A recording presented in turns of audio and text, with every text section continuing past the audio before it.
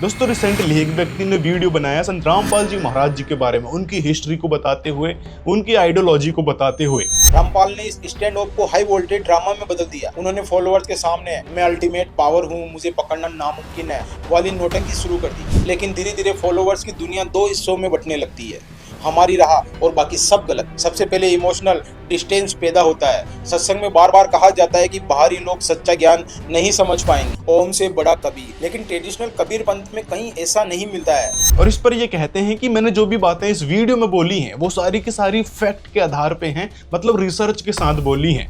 तो आइए जानते हैं आज के इस वीडियो में कि क्या सच में इन्होंने जो बातें बताई हैं इस वीडियो में, क्या वो पूरी तरीके से सही हैं? क्या संत रामपाल जी महाराज अपने आप को परमात्मा बताते हैं, या फिर संत रामपाल जी महाराज जो ज्ञान देते हैं वो सही में गलत है और शास्त्रों के अकॉर्डिंग नहीं है?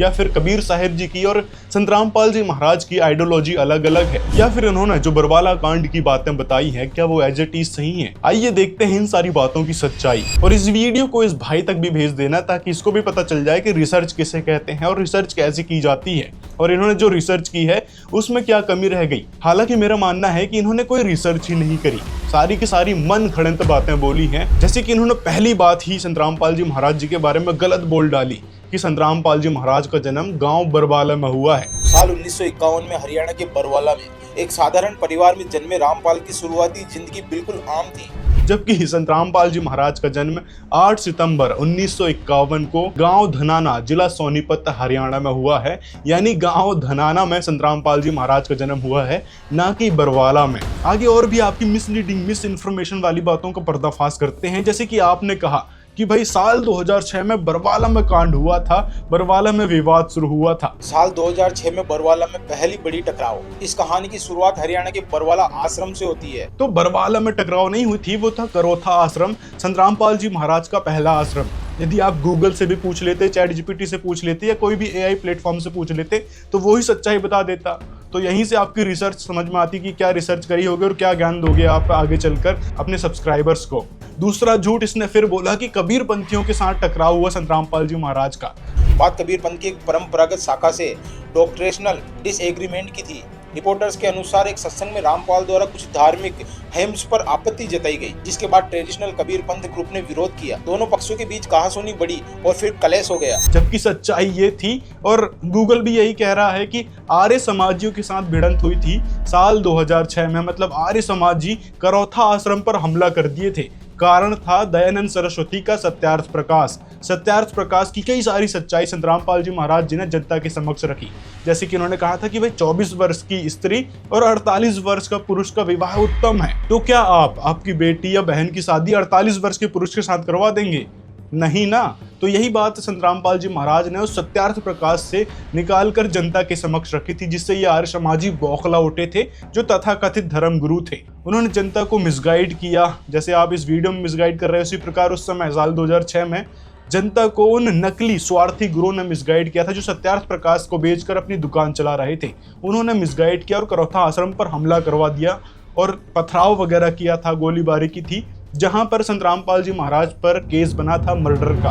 और उसी ने 2014 की बड़ी कार्रवाई की नींव रखी। रामपाल को अदालत ने कई मामलों में व्यक्तिगत रूप से उपस्थित होने के आदेश दिए थे, लेकिन 2013-2014 में उन्होंने बार बार हेल्थ इश्यू का हवाला देते हुए कोर्ट अपीयरेंस टाल दी। कोर्ट ने उन्हें बाद में वीडियो कॉन्फ्रेंसिंग के जरिए पेश होने की अनुमति दी। लेकिन साल 2014 में हाई कोर्ट के कंपल्सरी फिजिकल प्रेजेंस के आदेश के बावजूद रामपाल ने हाजिरी नहीं। बस फिर क्या था, हाई कोर्ट ने उन्हें फिजिकल पेश करने के लिए पुलिस को निर्देश दिया। इसी दौरान सरस्वती नगर बरवाला आश्रम के बाहर अचानक हजारों फॉलोअर्स जमा हो गए, जिसमें महिलाएं, बच्चे, बुजुर्ग सभी ने अपने गुरु के साथ खड़े होने का दृढ़ संकल्प दिखाया। हर कोई बार बार कह रहा था, हम अपने गुरु को अकेला नहीं छोड़ेंगे।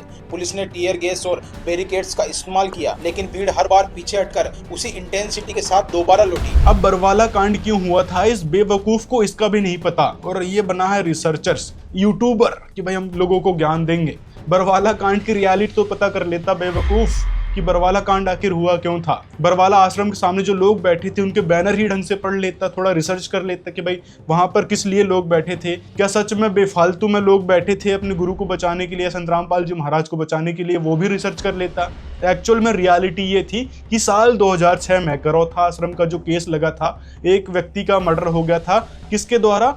आर्य समाजी लोग थे, स्थानीय लोग थे, उनकी बंदूक से एक सोनू नाम के शख्स की मृत्यु हो गई थी। तो उसका इल्जाम संत रामपाल जी महाराज पर लगा दिया गया था। तो वह केस पूरी तरीके से फर्जी था। तो उस केस को लेकर संत रामपाल जी महाराज के सर्व अनुयायी और संत रामपाल जी महाराज स्वयं सीबीआई इन्वेस्टिगेशन की मांग कर रहे थे कि सीबीआई जांच करवा दो। यदि सच में साल 2006 में कुछ ऐसा कुछ हुआ है तो सीबीआई के हाथ में सौंप दो, क्योंकि आप लोगों से इन्वेस्टिगेशन हो नहीं रही थी। तो उस केस को लेकर सीबीआई जांच की मांग कर रहे थे संत रामपाल जी महाराज के शिष्य अदालत से, सरकार से।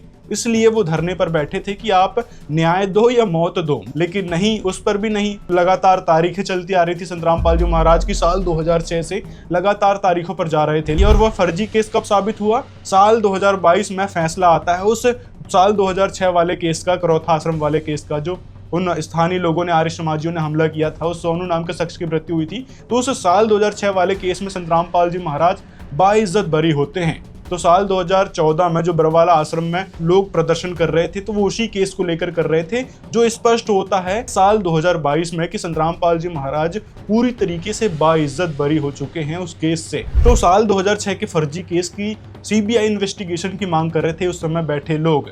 और ये बेवकूफ कह रहा है कि नहीं देखो, ये तो अंधश्रद्धा के तहत वहां पर बैठे हुए थे। और भीड़ ने, मतलब संत रामपाल जी महाराज के भक्तों ने पुलिस पर हमला किया, ये बात ये बेवकूफ कहना चाह रहा है। पुलिस ने टीयर गैस और बैरिकेड्स का इस्तेमाल किया, लेकिन भीड़ हर बार पीछे हटकर उसी इंटेंसिटी के साथ दोबारा लौटी। जबकि रियलिटी है कि पुलिस वाले आश्रम में घुस चुके थे और महिलाओं को, बच्चों को, सबको पीट रहे थे। और सीसीटीवी कैमरा में स्पष्ट रूप से देखा जाता है। एक वीडियो का लिंक है डिस्क्रिप्शन में, उसको भी देख लेना। पूरी सीसीटीवी फुटेज है कि किसने किसको मारा। पुलिस वाले स्पष्ट रूप से भक्तों पर हमला किए थे, आंसू गैस फेंके थे, और इतनी ठंड में पानी की बौछार की थी, लाठी डंडे बरसाए थे, तो जिस कारण कुछ लोगों की वहां डेथ हो गई थी। और उस डेथ की सजा भी सुना दी गई थी साल 2018 में।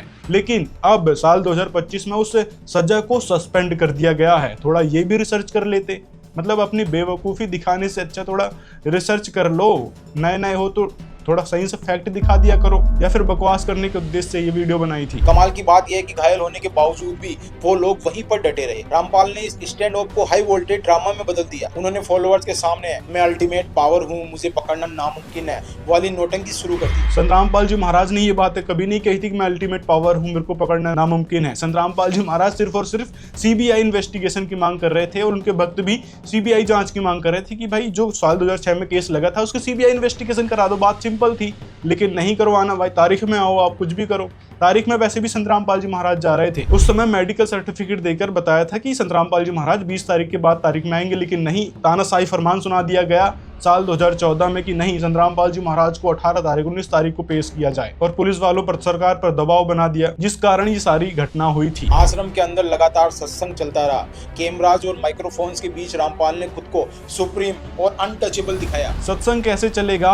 पुलिस वालों ने 7-8 दिन पहले से ही बिजली पानी सब कुछ बंद कर दिया था, तो सत्संग कैसे चलेगा? मतलब इसकी बेवकूफ़ी का स्तर भी देख रहे हो, किस प्रकार से ये बेवकूफ़ लोगों को मिसगाइड कर रहा है। फिर आगे चलकर इसने कई सारी अपनी बेवकूफ़ी का परिचय दिया है।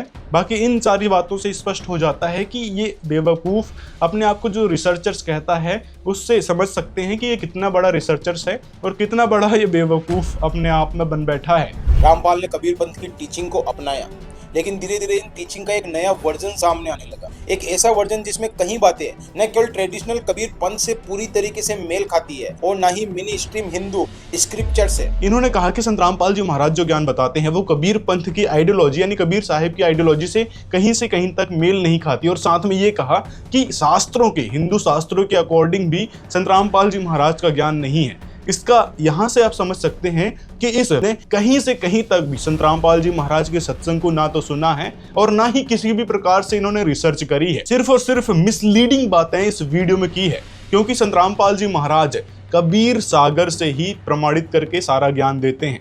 मतलब कबीर साहिब जी ने जो बातें बोली हैं उन्हीं बातों के आधार पर सत्संग प्रवचन करते हैं, लोगों को संदेश देते हैं। और दूसरी बात इन्होंने जो कही कि हिंदू स्क्रिप्चर्स यानी हिंदू सदग्रंथों से इनकी बात मेल नहीं खाती, इनका ज्ञान मेल नहीं खाता। तो संत रामपाल जी महाराज जो बातें बोलते हैं, जो ज्ञान देते हैं, वो 101% हिंदू शास्त्रों के अकॉर्डिंग ही है। जैसे कि पवित्र गीता जी में जो बातें कही गई है, जिस परम अक्षर ब्रह्म के बारे में बताया गया है, उनकी ही भक्ति संत रामपाल जी महाराज बताते हैं। यहाँ तक कि पवित्र वेद और पवित्र गीता, यहाँ तक कि पुराणों में जो जो बातें लिखी हैं, एज इट इज बातें संतरामपाल जी महाराज ने पहले ही बता रखी थी इन सदग्रंथों को पढ़ने से पहले ही। तो यहाँ से समझ सकते हैं कि संतरामपाल जी महाराज का ज्ञान कितना ऑथेंटिक है। और हर एक सत्संग में संतरामपाल जी महाराज कोई ना कोई सदग्रंथ खोल कर दिखाते हैं कि देखो यहाँ पर ये बातें लिखी हैं और हमारे धर्म गुरु या हमारे पूर्वज ये बातें बताया करते थे, जो कि शास्त्रों के अकॉर्डिंग बिल्कुल भी नहीं है। तो ये सारी सच्चाई संतरामपाल जी हर एक सत्संग प्रवचन में बताते हैं। तो यहाँ से आप समझ जाओ कि इसने क्या रिसर्च करी होगी। यदि सही में रिसर्च की होती तो पहले संतरामपाल जी के सत्संग सुनता और उसमें देखता कि भाई इन्होंने क्या बताया है, क्या नहीं बताया है, क्या सच में हिंदू शास्त्रों के अकॉर्डिंग ही है इनका ज्ञान या नहीं है। एक्चुअली में रियलिटी ये है कि ये भी हिंदू धर्म से है और हिंदू धर्म की जो परंपराएं हैं, जो इन्होंने सुन रखी है अपने पूर्वजों से, अपने गुरुओं से, उसको ही सच माने बैठा है।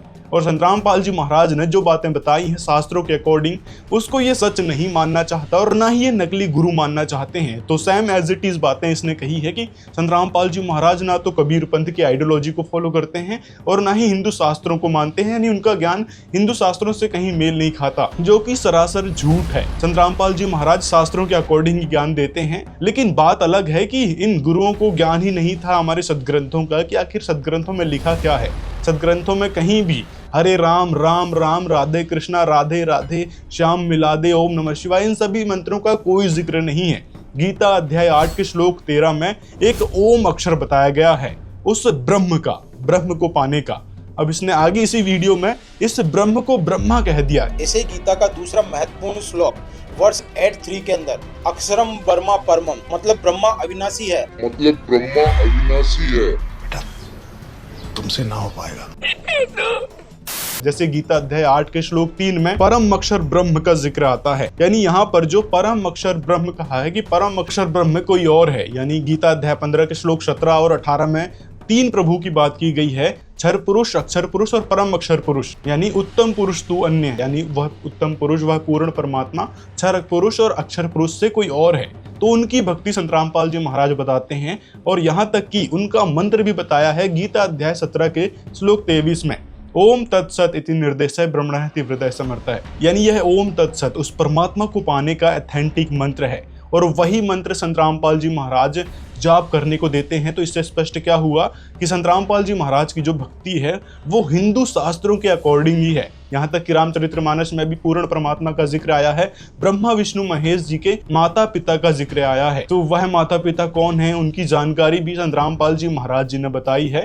रामचरितमानस पर यह पूरा डेडिकेटेड वीडियो है, आप इस वीडियो को देख सकते हैं। वहीं क्रिटिक्स का कहना था कि वे कबीर के नाम पर एक बिल्कुल अलग ही सिस्टम बना रहे हैं, एक ऐसा सिस्टम जहां गुरु की बात ही अंतिम मानी जाती है और सवाल पूछना गलत समझा जाता है। अब क्रिटिक्स तो कुछ भी बोल सकते हैं क्योंकि उनको ज्ञान तो नहीं है। आप जैसे ही लोग होते हैं क्रिटिक्स, जिनको तो ज्ञान ही नहीं होता किसी भी शास्त्र का, जो बातें सुन रखी है सुनी सुनाई बातों को आधार बनाकर और फिर विरोध करने लगते हैं। और कबीर साहिब जी की जो बात की थी आपने, तो कबीर साहिब जी ने स्पष्ट कहा है कि गुरु गोविंद दो खड़े काके लागू पाए और बलिहारी गुरु अपना गोविंद दिया मिलाए। मतलब यहाँ पर कबीर साहिब स्वयं गुरु को महत्व दे रहे हैं, तो संतरामपाल जी महाराज भी गुरु को महत्व देने के लिए कहते हैं। तो उसमें बड़ी बात क्या हो गई? कबीर साहिब जी की टीचिंग ही यही है कि गुरु ही सबसे बड़ा है।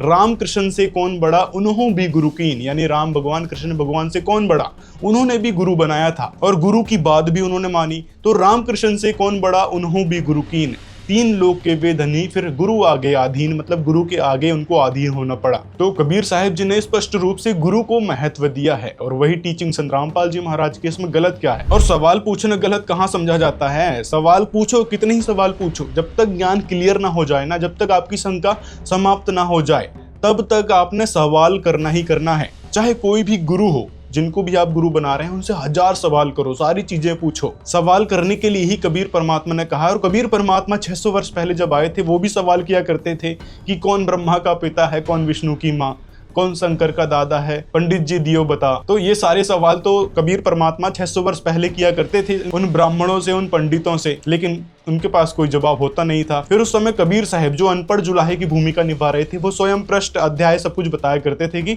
वहां पर चेक करो, ये सारी चीजें मिल जाएगी। और मिल भी जाती थी, लेकिन वो उस समय के नकली और लालची ब्राह्मण मानते नहीं थे कि कहीं इसे अनपढ़ कबीर साहिब जी की बात हमने मान ली तो हमारी बेइज्जती हो जाएगी जनता के सामने। और वही बातें आज सामने आ रही है, जो संतरामपाल जी महाराज कबीर साहिब जी की आइडियोलॉजी को आगे बताते हैं, उनके ज्ञान को आगे बताते हैं। तो ये नकली गुरु मानने ही से इनकार कर देते हैं कि नहीं नहीं ऐसा कुछ नहीं है। ब्रह्मा विष्णु महेश तो अजरो अमर हैं, जबकि देवी भागवत महापुराण में स्पष्ट लिखा है, ये देखो, कि ब्रह्मा विष्णु महेश देवी दुर्गा जी से जन्मे हैं। और देवी दुर्गा जी से अलग कौन है? पर ब्रह्म है।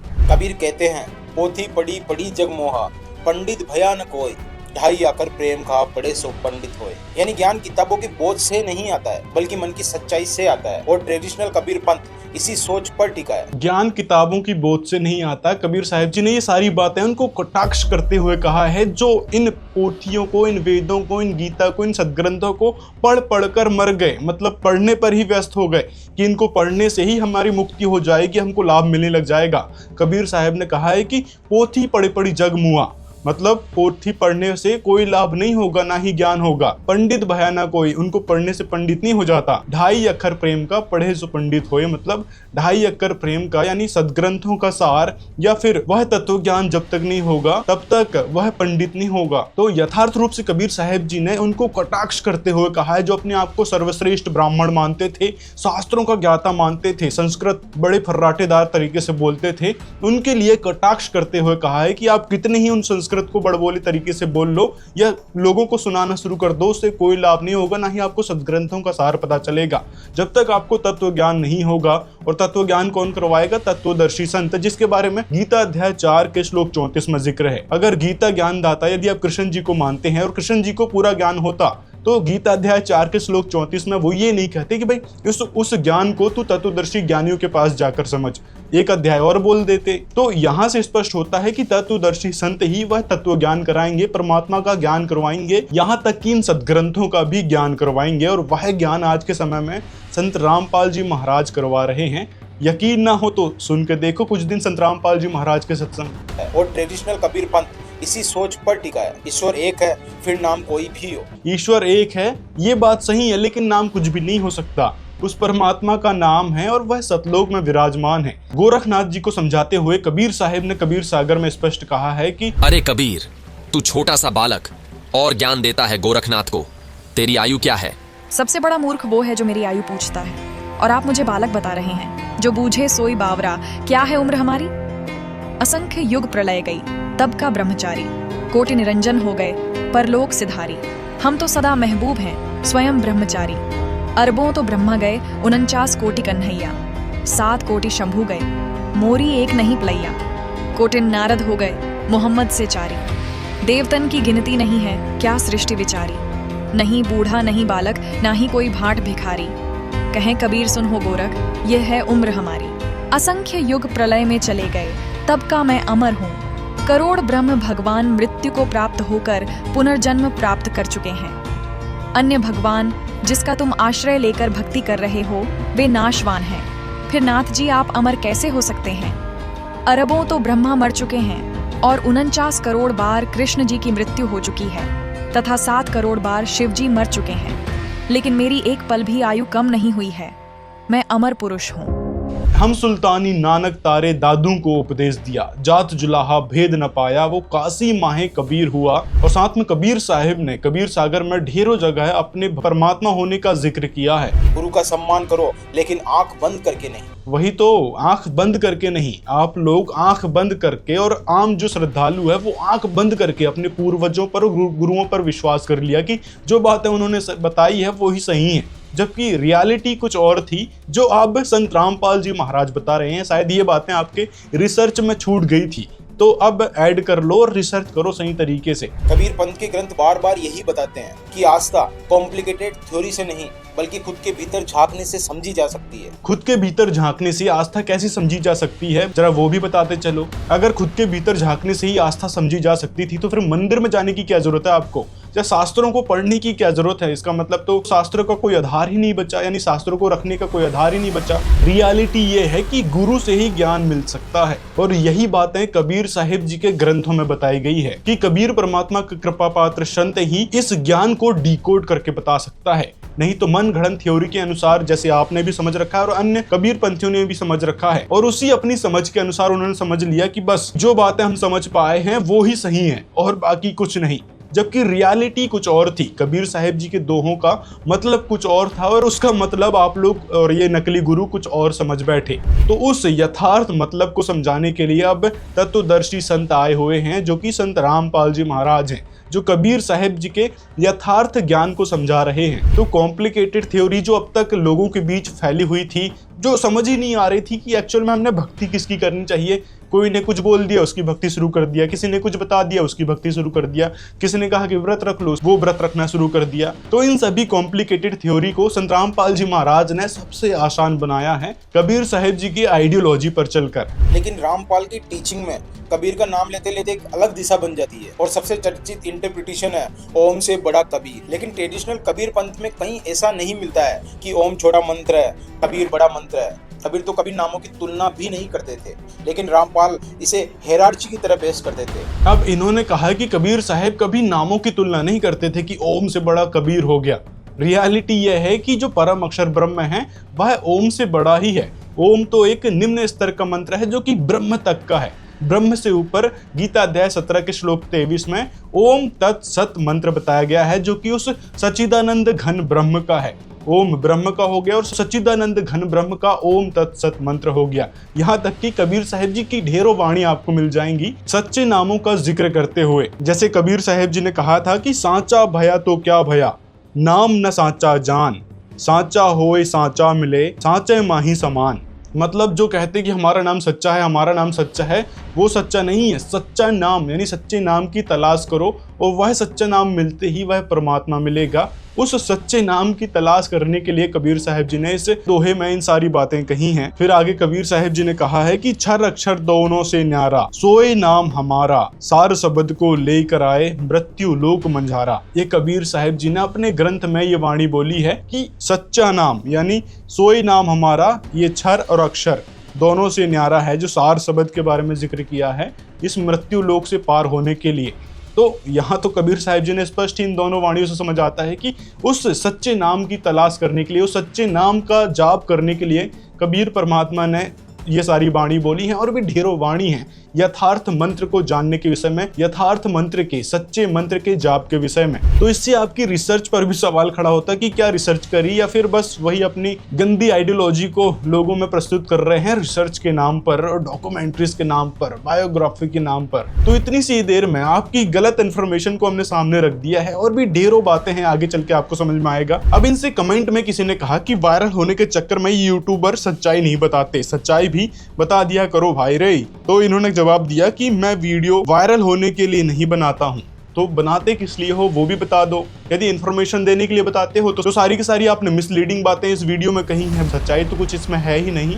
ओम छोटा, कबीर सबसे ऊपर वाली, सारे नाम इनकम्प्लीट वगैरह। कबीर हमेशा कहते हैं भेद नामों में नहीं मन में है। भेद नामों में नहीं मन में है, मतलब इन्होंने कबीर साहिब जी की कोई वाणी नहीं पढ़ी, कबीर साहिब जी का इसको मतलब भी नहीं पता, कबीर पंथ की आइडियोलॉजी नहीं पता, लेकिन चले हैं अपने आप में स्टोरी टेलर बनने, एजुकेशनल इंफॉर्मेशन देने। वही रामपाल अपनी बुक और सत्संग में एक 3 लेवल सिस्टम बताते हैं, श्रेष्ठ अक्षर, अक्षर और अनादिकाल। फॉलोअर्स इसे क्रिएशन का असली मैप कहते हैं। श्रेष्ठ अक्षर, अक्षर और अनादिकाल नहीं, क्षर, अक्षर और परम अक्षर के बारे में संत रामपाल जी बताते हैं कि क्षर पुरुष जो कि काल ब्रह्म है, अक्षर पुरुष वो पर ब्रह्म है और परम अक्षर पुरुष वह सच्चिदानंद घन ब्रह्म है, जिसका यथार्थ मंत्र भी संत रामपाल जी महाराज देते हैं। और उस यथार्थ मंत्र के जरिए उस परमात्मा को पाने की भक्ति विधि बताते हैं, जिससे लाभ भी मिलेगा और सर्व सुख मिलेगा, यहाँ तक कि मोक्ष होगा। तो उस परम अक्षर ब्रह्म की जानकारी संत रामपाल जी महाराज देते हैं, उनका मंत्र जाप करने को देते हैं। लेकिन कबीर ने कभी भी आध्यात्मिकता को इतने लेयर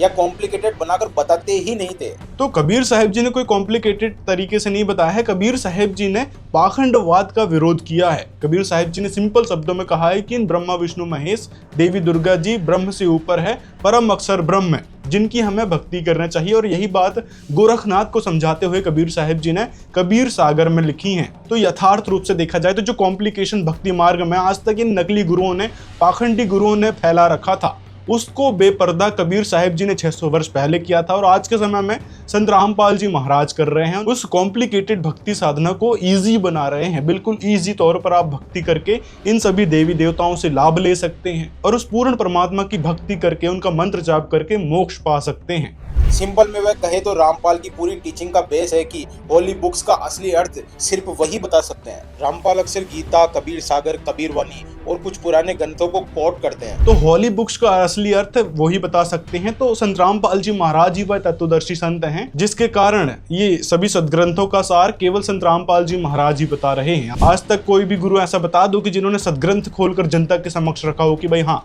देखो यहाँ पर ये सारी चीजें लिखी है, हमारे ग्रंथ ये बताते हैं और हमने इस हिसाब से भक्ति करना चाहिए। आज के समय में सिर्फ और सिर्फ एकमात्र संत रामपाल जी महाराज हैं जो शास्त्रों को जनता के समक्ष दिखाते हैं अपने हर एक सत्संग प्रवचनों में, और खुद कहते हैं कि भाई आप खुद अपने शास्त्रों को खरीद के लेके आओ और खोल के देखो, पढ़ो। जो बातें संत रामपाल जी महाराज ने बताई हैं वो एक्चुअल में लिखी है नहीं लिखी है, हमने किस प्रकार से भक्ति साधना अपनानी चाहिए वो सदग्रंथों में ही लिखी है। लेकिन समझ का फेर है, हमारे जितने भी गुरु हैं वो इस बात को नहीं समझ पाए हैं। तो इसीलिए संत रामपाल जी महाराज ही एकमात्र वह संत हैं जो शास्त्रों का यथार्थ भेद बता रहे हैं। उनका सबसे बड़ा क्लेम ये है कि हिंदू शास्त्र गलत ट्रांसलेट किए गए हैं, असली मीनिंग वही बताते हैं। इसलिए उनके सत्संग में गीता के काफी श्लोक एक नए तरीके से सुनाए गए हैं। संत रामपाल जी महाराज ने सभी अर्थों को गलत नहीं कहा है, जो भी ट्रांसलेशन हुई है सभी को गलत नहीं कहा है। कुछ एक वर्ड में इन्होंने गलती की है, उस चीज को संत रामपाल जी महाराज ने जनता के समक्ष रखा है कि एक्चुअल में यहाँ पर जैसे विद्यते शब्द है, विद्यते का अर्थ क्या होता है? जानना, जो कि एक्चुअल में डिक्शनरी में भी यही है कि विद्य धातु है उसमें विद्यते लगा है, उसका अर्थ वही होगा जानना। तो अन्य लोगों ने उस विद्यते शब्द का क्या अर्थ कर दिया है, जो कि गलत है, या फिर होता है कर दिया, जो कि बिल्कुल ही गलत है। विद्य शब्द का अर्थ होता है जानना। इसी प्रकार व्रज शब्द है, जैसे गीता के वर्ष 1866 सबसे ज्यादा कोट किए जाने वाला श्लोक सर्वधर्मान परित्यज्य मामेकम शरणम व्रज, यानी सारे डर, अहंकार और दिखावा छोड़कर परमात्मा की शरण में जाओ, जो बीते 2000 सालों से भगवान कृष्णा का यूनिवर्सल स्पिरिचुअल मैसेज माना जाता है। तो रामपाल कहते हैं कि माम का मतलब कृष्णा से है, वो एक्चुअल में कृष्ण है ही नहीं, बल्कि कृष्णा किसी और सुपर पावर की ओर इशारा कर रहे हैं, और वो सुपर पावर कबीर है। यानी इन्होंने गीता के श्लोक का मीनिंग ही बदल दिया। मीनिंग ही बदल दिया नहीं, मीनिंग पहले बदल रखी थी। व्रज शब्द का अर्थ आना कर रखा था, जबकि एक्चुअल में जाना होता है। और ये लोग कई सारे प्रमाण जहां व्रज शब्द का अर्थ जाना किया हुआ है, ना कि आना। इन गीता मनुष्यों ने कृष्ण जी पर इस श्लोक को फिट करने के उद्देश्य से बोल दिया कि भाई नहीं, व्रज शब्द का अर्थ आना ही होगा, जबकि व्रज शब्द का अर्थ जाना होता है कि उस एक सच्चिदानंद घन ब्रह्म परमात्मा की शरण में जा, जिससे तू सनातन परम धाम को प्राप्त होगा, जो कि गीता अध्याय 18 के श्लोक 62 में जिसका जिक्र है, उस सनातन परम धाम का। असल सवाल ये है, रामपाल के फॉलोअर्स के लिए उनकी जिंदगी का सबसे बड़ा सच यही था कि रामपाल ही असली भगवान है। कोई ब्रह्मा, विष्णु, महेश, इनके नामों से कोई फर्क नहीं पड़ता है। हाँ, ये नाम सुनने में अच्छे लगते हैं, लेकिन इनकी डेली डिवोशन में इनकी कोई जगह नहीं थी। ये इसकी सबसे बड़ी मूर्खता है और धूर्तता है। ये बेवकूफ, इसने थोड़ी बहुत भी रिसर्च करी होती तो ऐसी भड़काऊ बातें नहीं कहता कि संत रामपाल जी महाराज तो इन देवी देवताओं को छोड़ने के लिए कहते हैं। डिवोशन में इनका कहीं से कहीं तक नहीं आता है ब्रह्मा, विष्णु, महेश या रामकृष्ण जी का। संत रामपाल जी महाराज जो भक्ति विधि बताते हैं वो इन्हीं देवी देवताओं से स्टार्ट होती है। मतलब तीनों देवा कमल दल बसें, ब्रह्मा, विष्णु, महेश, प्रथम इनकी वंदना, फिर सुन सदगुरु उपदेश। ये बात संत रामपाल जी महाराज कहते हैं कि ब्रह्मा, विष्णु, महेश जी की वंदना करने के बाद ही गुरु के उपदेश सुनना चाहिए। और ये बात मंगलाचरण में से स्पष्ट हो जाती है कि मंगलाचरण में इन सभी देवी देवताओं की आराधना संत रामपाल जी महाराज पहले करते हैं। और सभी ये भक्त जो प्रतिदिन डिवोशन करते हैं, भक्ति करते हैं, उसमें इन सभी देवी देवताओं की आराधना होती है, वंदना होती है। तो यहाँ से इसकी मूर्खता को समझ सकते हैं कि इसने क्या रिसर्च की होगी। संत रामपाल जी महाराज कभी भी किसी भी देवी देवताओं का अपमान नहीं करते और ना ही उनकी भक्ति को मना करते हैं। संत रामपाल जी महाराज उनके ही यथार्थ मंत्र जाप करने को देते हैं, जो कि प्रथम मंत्र में प्रत्येक भक्त 108 बार जाप करता है। उसके बाद फिर संत रामपाल जी महाराज नेक्स्ट लेवल की भक्ति बताते हैं, सतनाम, सारनाम, सार शब्द। लेकिन प्रथम मंत्र उनको जाप ही करने होते हैं, चाहे सतनाम मिला हो, सारनाम मिला हो, चाहे सार शब्द मिला हो। प्रथम मंत्र उनको अंतिम श्वास तक जाप करने होते हैं, जो कि इन्हीं देवी देवताओं के मंत्र हैं। मतलब संत रामपाल जी महाराज प्रतिदिन उन सभी देवी देवताओं के मंत्र भी जाप करवाते हैं, उनकी वंदना भी करवाते हैं। तो कहीं से कहीं तक ये नहीं कहा जा सकता कि संत रामपाल जी महाराज तो इन देवी देवताओं से अलग हटा देते हैं।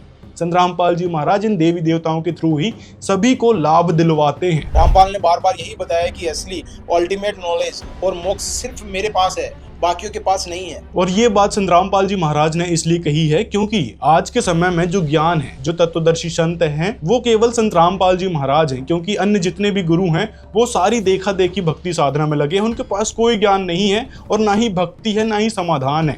जितने भी गुरु आप देख लो, सभी कहते हैं भाई कर्म संस्कार का नाश नहीं हो सकता। ये सभी गुरु आज तक कहते आए हैं, लेकिन संत रामपाल जी महाराज ने पवित्र वेदों से स्पष्ट कर दिया है कि वह परमात्मा, उस परमात्मा की भक्ति करने से घोर पाप भी कट जाते हैं, जो कि यजुर्वेद में स्पष्ट लिखा है। और इन गुरुओं को ये तक नहीं पता था, इसीलिए ये पाखंडी हैं, इनके पास कोई ज्ञान नहीं है। और संत रामपाल जी महाराज ने वह यथार्थ भक्ति विधि बताई है, जिससे पाप नाश होंगे, सबको सुख मिलेगा, कर्म बंधन कटेंगे। त्योहार, अरे वाह, दिवाली, होली या कोई भी ट्रेडिशनल फेस्टिवल उनके फॉलोअर्स के लिए सिर्फ टाइम पास की चीजें थी। रामपाल की टीचिंग के हिसाब से इन चीजों का कोई स्पिरिचुअल फायदा नहीं है, और आरती बिल्कुल भी नहीं, कोई घंटा, दीपक या मंत्र कुछ भी नहीं। तो वो तो आपको भी पता है कि इन त्योहारों को मनाने से कोई स्पिरिचुअल फायदा नहीं है, सिर्फ मौज मस्ती के लिए आजकल लोग मनाते हैं। और संत रामपाल जी महाराज के शिष्य इन त्योहारों को इसलिए भी नहीं मनाते हैं क्योंकि इन त्योहारों में बेफालतू में हुड़दंग की जाती है। मतलब यदि दिवाली की बात करें तो जब श्री रामचंद्र जी माता सीता जी को अयोध्या लेकर आए थे, तो उस समय सिर्फ 2 वर्ष, अयोध्या में 2 वर्ष ही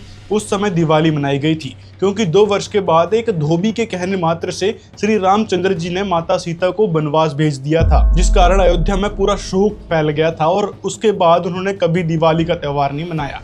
अगर आप दिवाली का त्योहार मनाते हैं तो फिर सीता जी के जाने का गम भी मनाओ, जो अयोध्या वासियों ने मनाया भी था। 2 साल के बाद कभी दिवाली नहीं मनाई। तो आज कुछ वर्षों से ये सब परंपरा चलती आई है, जिसका कोई अर्थ नहीं है, कोई मूल नहीं है। तो जिन जिन चीजों का कोई मूल नहीं है, जो हुड़दंग का एकदम से रूप ले चुकी हैं, पॉल्यूशन का रूप ले चुकी हैं, यहाँ तक कि संत रामपाल जी महाराज बताते हैं कि सदा दिवाली संत की, मतलब संत की सदा दिवाली रहती है। वो हर दिन जोत जलाते हैं, परमात्मा के सामने उनकी भक्ति करते हैं, सभी देवी देवताओं के यथार्थ मंत्र जाप करते हैं, उन देवी देवताओं की वंदना करते हैं प्रतिदिन 3 टाइम, सुबह, दोपहर, शाम। तो इस प्रकार से उनकी सदा दिवाली रहती है, सदा होली खेलते हैं, राम नाम की होली खेलते हैं।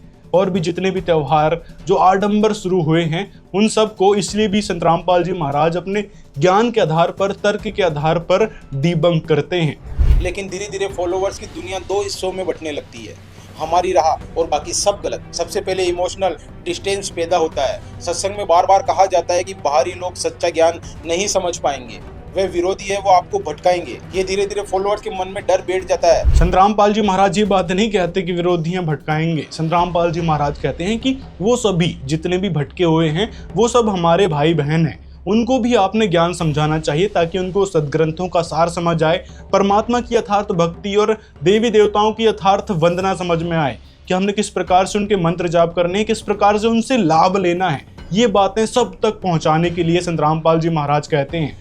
तो परिवार, समाज, दोस्त कोई रुकावट नहीं है। एक्चुअल में उन लोगों को ज्ञान नहीं है, और वह ज्ञान कराना हमारा मकसद है। जैसे आपको ज्ञान नहीं है, अपनी धूर्तता मूर्खता लगा रहे हो और कह रहे हो कि हमने रिसर्च करी है, तो आपको भी समझाना हमारा फर्ज था। और इस वीडियो में शायद आपको समझ आ गया होगा। अब इसने एक बात और कही थी, कमेंट में किसी ने कहा कि भाई क्या तुमने कबीर सागर और अपने वेदों का अध्ययन किया है? इसने कहा है कि हाँ किया है। तो इस बात से आप समझ सकते हैं कि आपने कबीर सागर या फिर वेदों का कितना अध्ययन किया होगा।